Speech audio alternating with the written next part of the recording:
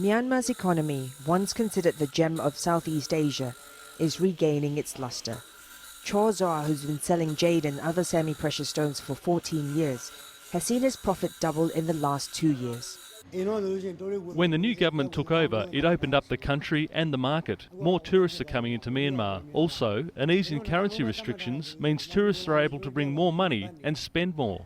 Since a mostly civilian government took over more than 2 years ago, it's introduced a wave of political, social and economic reforms.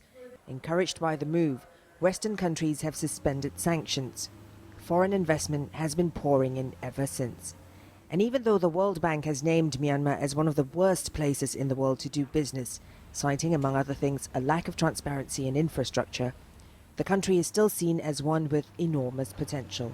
You know, people sometimes when you come to these countries, people want an instant reaction and an instant growth. You can't. It's a step-by-step process. Give them a chance.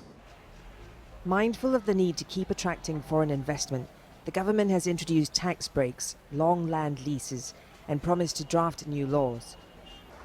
The World Bank has forecast Myanmar's economic growth to outpace that of its neighbours for this year and the next. But it also says it's worried about inflation.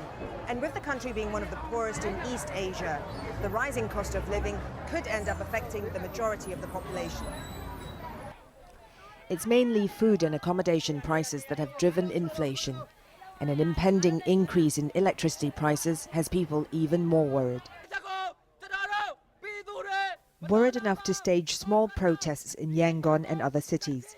The government has agreed to postpone the price hike, but says the increase is necessary to encourage private companies to enter the industry. Increasing electricity prices will have a direct impact on my family. I'm struggling to survive on my meagre income.